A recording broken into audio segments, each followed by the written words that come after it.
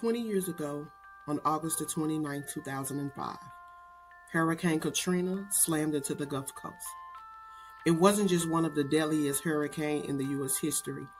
It was a storm that left scars on the entire generation. The images are still burning into our memory. Flooding streets, families stranded on rooftops, entire neighborhood washed away. But what we don't always see are the invisible wounds, the trauma, the grief, the weighing of the survivors still is carrying even on us today. In this episode, we're looking back at Katrina, not just as a disaster, but as a story of resilience, survivor, and healing. We will talk about what it means to honor survivors 20 decades later, and why supporting mental health is just as important as rebuilding homes and levees. Because the storm may have passed, but for many, the recovery never ended. This is Domestic Friday, and today we will remember, we will honor, we will heal together. With that being said, welcome to the podcast. Hello. Welcome again to the podcast called Domestic Friday. I am your host, Phenomena Mindy, and I just want to thank you and give you honor for tuning into this channel and to listen to such a horrific thing. And I know a lot of people have been covering this story. I know a lot of different networks have covered this story and dropped the story this week. But what I kind of want to do is get more personal on things that they do not talk about. And when I say this, I mean no harm. A lot of people can do this just for monetary gain or to get eyes on certain p- specific, topic that was in these circling around the world, but nobody's is telling stories or going to different people and getting their stories on how they survive and how um they're continuing to survive, and some people may not. But today we gonna talk about this, y'all. We gonna talk about mental health for survivors. What do we do now, 20 years later? How do we fix this? How do we give our help and support that people that not included? I am gonna play a clip today that's gonna be kind of a little touchy, but I do want the people to be able to hear survivor stories and not just me telling things or not just the networks. You hear from the actual people. So 20 years ago, Hurricane Katrina was devastating to the Gulf Coast. The storm passed, but the survivors and the healing is a continuous thing. So with that being said, we're going to talk about the visual destruction and the invisible trauma that's plaguing in New Orleans. And not just certainly in New Orleans, because these people are in Texas, Mississippi. There are some people even came to Memphis. And a lot of people did not look at how the mental thing is affecting people. Some people are online or teasing different people in different ways, which is not unnecessary. And I spoke within the last episode. You can go back and watch that. Um, the things that people were asking them and not really understanding a story, sharing a story, and continue to try to contribute some type of help instead of criticizing. And us as the melanated skin, we're about I'm not gonna say only one, but we are some of the people that do not support our own kind for whatever reason. I don't know what's the hang up with that. I do want to say generational, but one may have their own differences about that, how that could be. And the mental health part of it is understanding that some of them were children. Let's get that out of the way. The ones that were children, and specifically, if you haven't looked at Katrina survivor babies, you need to go look at that. And that is streaming now on Netflix. And if I'm not mistaken, I think it's streaming on Prime as well. But go ahead and look at that. And you will understand a little bit more on far as baby wise. It was kind of like not born into trauma, but being that it's decades ago, some of them still have trauma and they were babies. So they don't know how to process that. No one never asked them how they feeling, how they was doing. No one in school never even brought it up. It was like, look, these kids have made it to this particular area. They're new here. That's it. That's all. Yeah, they may introduce them into the class, but a lot of the students at that particular time, I was in high school as well. So a lot of those students that came in, it wasn't no let's give them a warm welcome and let's celebrate them for fighting and making it through such a traumatic thing. No one never did that. No one never expressed that. No one even shed a light on any of those children. And I think the parent wise, I think the parents were focusing on a lot of different things, in mental health, it's sad to say, was not one of those things that were at the top of the list. Some of those parents are trying to figure out where we're going to live, not first of all, where we're going to go, where we're going to live, how we're going to survive, how we're going to have income. Are there resources? Are there things put in place? Are we allowed to come back? Can we come back? Will we have a job? So a lot of them wasn't focusing on mental health for the children, let alone themselves. So with that brought in trauma. Trauma can be a generational thing. And so a lot of them now still don't even have ways or means to collect up the pieces and reach out to certain people. And we have to be that door instead of criticizing. We have to be that door opener for them. And you can simply do that by sharing a story, hearing a story, sympathizing with them, and letting them know that you are here, letting them know that yes, this happened. We're not necessarily going to say that it was Katrina fault. We are going to blame the government. We are going to blame the governor. We are going to blame the mayor. We are going to blame the president. We are going to blame those official. I'm sorry, I'm getting tongue tied. So we are going to blame them simply because they had a duty to do and they did not fulfill that duty. And even with them still not years later putting into place things that, well, here is a center where we all can come and talk about our traumatic thing that's been going on. This is what we can talk about. Here's a place that's safe for you. You don't have to worry about you feeling this type of way, because that is traumatizing. And a lot of people can say what they would have did if they was in their position, but they wasn't. So they can only just speculate and give their 2 cents about it. But if you don't have any passion for humanity, then I have to really look at you as an individual. I'm gonna look at too some of those people that could do didn't even do. And to the ones that did, we thank you as well. And again, we're gonna continue to help these victims. We're going to continue to push forward with what we have, and we can gain more by being open and not letting this go underway 20 years from now and nobody's talking about this ever again. We want to continue to tell this story. This is kind of like a culture thing, because as I begin to look at some of those documentaries and some of those victims, I begin to see that back then when it happened in 2005, there was absolutely no color, because all type of nationalities was down there together. It wasn't an individual thing. So even with that, pulling together was a traumatic thing. It was something that everybody did still struggle with. But I'm going to play a survival story.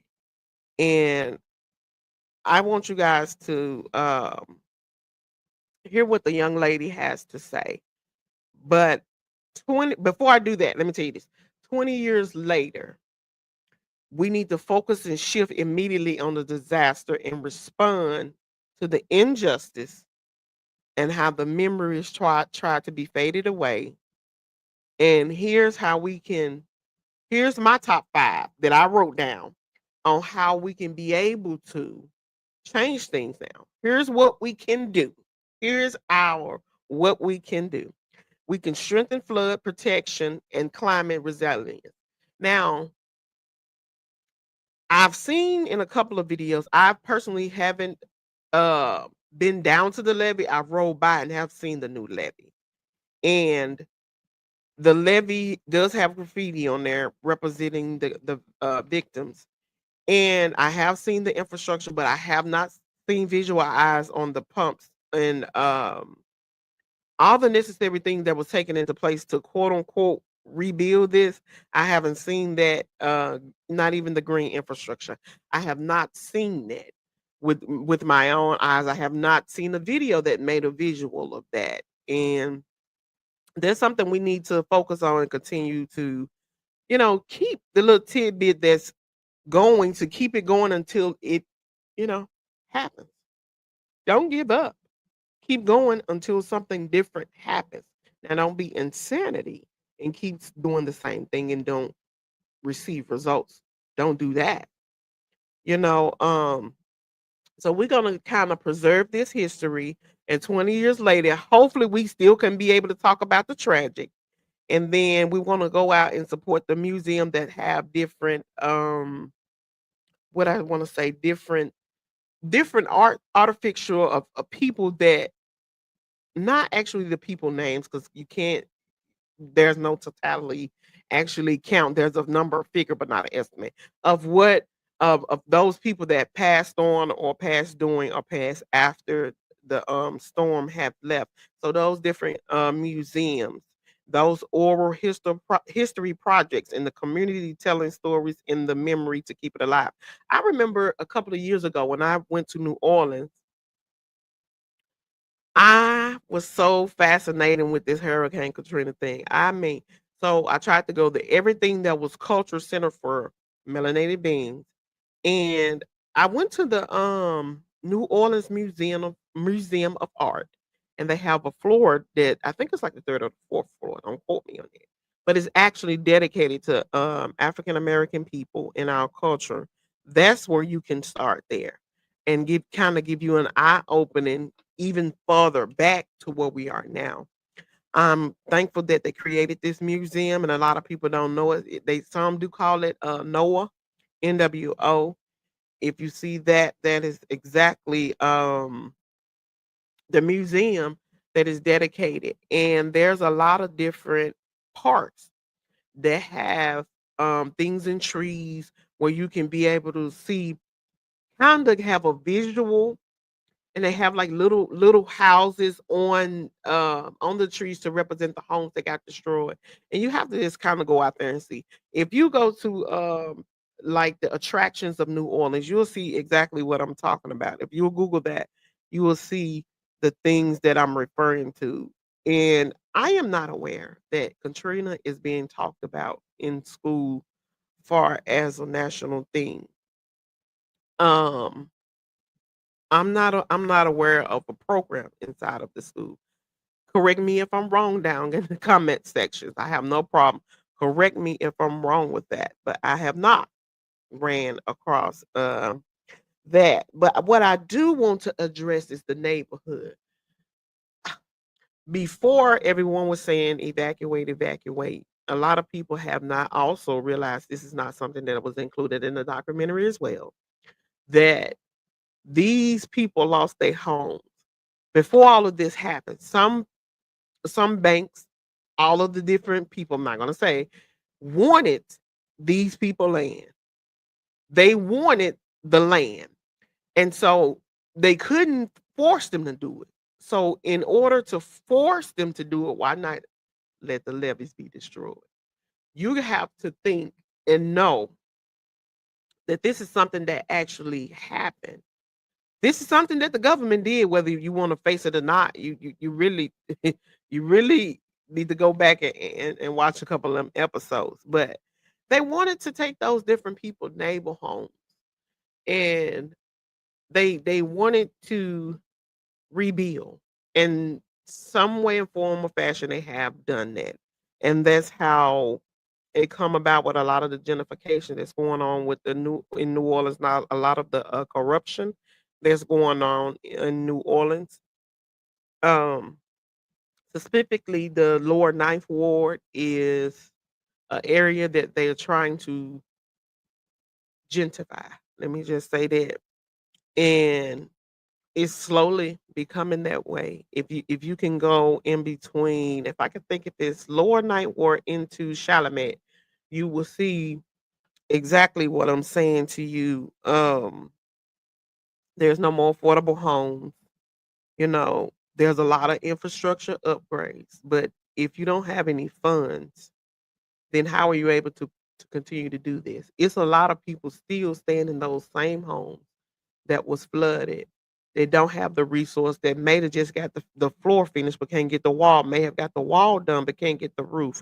So I heard a lot of money was misused and mishandled. I heard from a guy myself, and was telling me that there was a lot of funds that was not accounted for.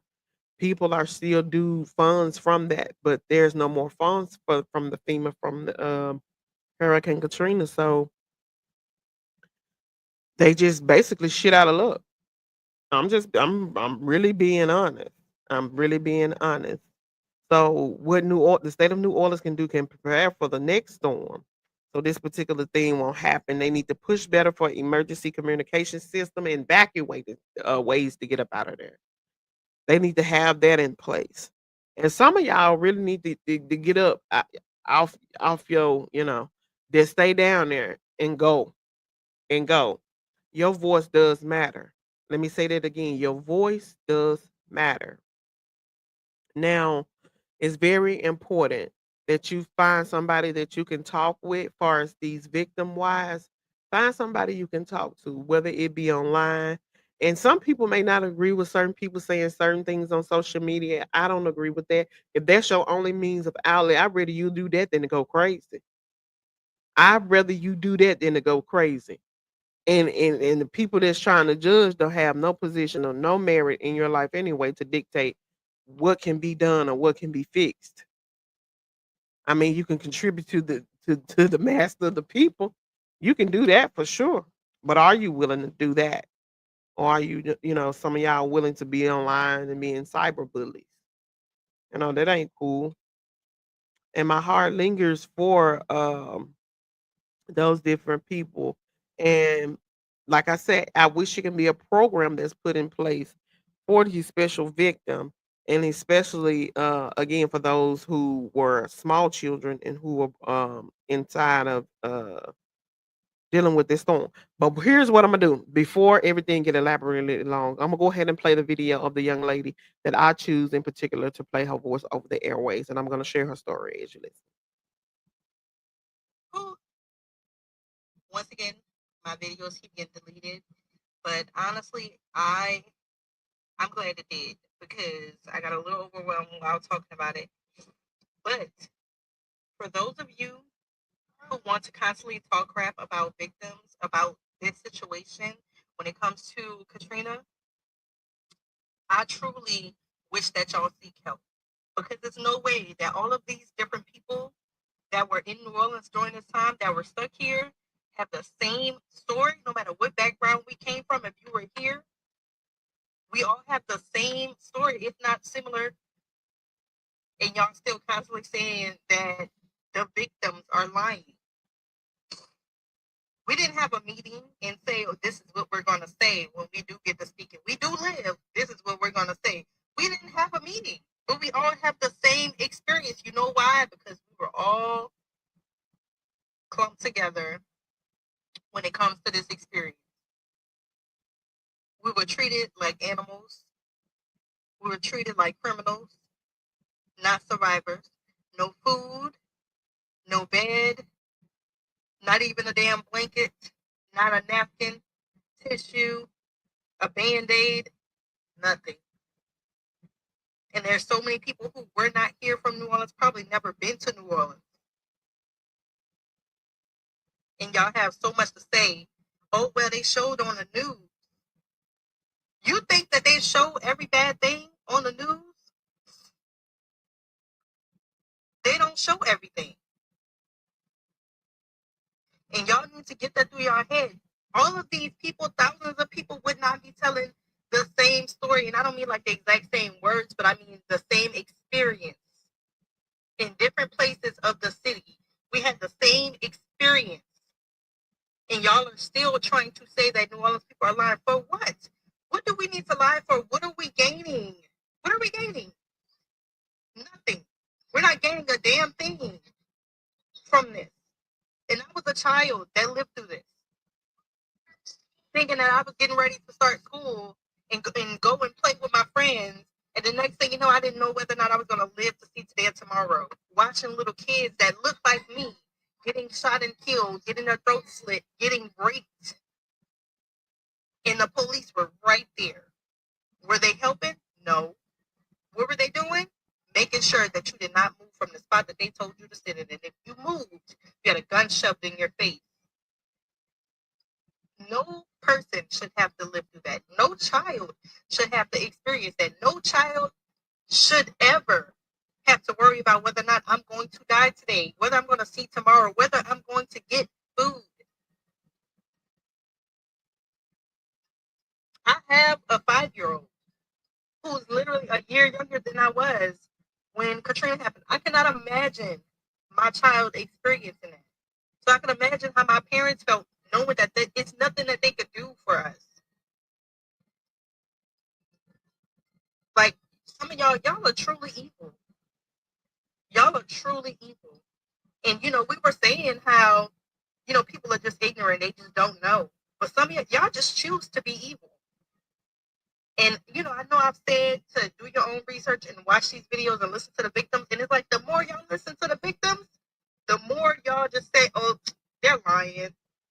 Lying for what? What are we gaining? We've been saying the same thing for the past 20 years. What are we gaining?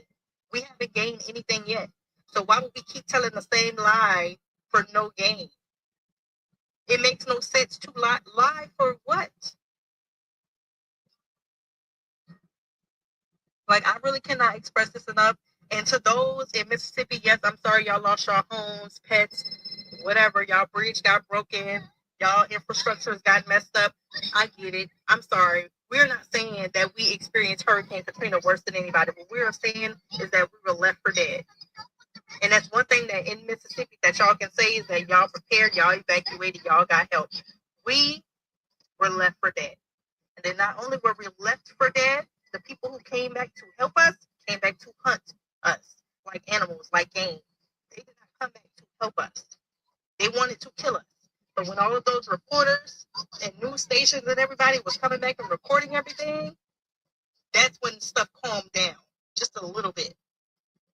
Because now they're on camera. Not that they really cared, because some of them was telling the truth. Like, I'm going to hunt those ninjas. They didn't care. So for all of y'all who think we have something to lie about, listen. If it would have went the way that they wanted it to go, the way that it was going, I probably wouldn't even be here to tell my story. So why would I be lying? Why not tell the truth since I'm here? Since at one point in time I didn't know whether or not I was going to be here. Think about that. What am I lying for? Why would I be so grateful for being here for 20 more years after the Katrina incident and just choose to lie about what happened? Y'all are crazy. No, we're not asking for no type of sympathy or no type of financial gain. We don't care. We don't care. But what we will do is tell our story, because at least we deserve that much. We deserve to have a voice, because at that time we didn't know if we were going to have any way to express ourselves after that. We didn't get therapy. We were not offered any resources. We were offered a bullet to the head for wanting to survive. But I'm done. I'm done. I made. Now, that was very touching to hear. And some of the things that I was saying, you heard her say it. And I just hope now, 20 years later and 20 more years to come, that we can now participate actively as a melanated being to give some type of support. If you can't do anything by going down there, going to the different museum, checking out the levy and all that, etc. stuff, share a story. Doesn't matter who said the story, share a story. Be there for the people that couldn't be there for themselves. And a lot of us can't even imagine it on a regular basis what we cannot do to feed our child. So imagine if you're in the middle of a catastrophe, you don't even know what the hell to do. Or as they should say, all hell done broke loose. So now, what are we going to do? So continue to be the voice for the community. Thank you for listening to me. Don't forget to follow me on Spotify, TikTok as Phenomenal Mindy, and YouTube. Follow the channel so you can get updates on what's going on. The storm has passed, the memories remains. The healing continues, and we can be a part of it. Thank you, and join me on the next episode. Bye-bye.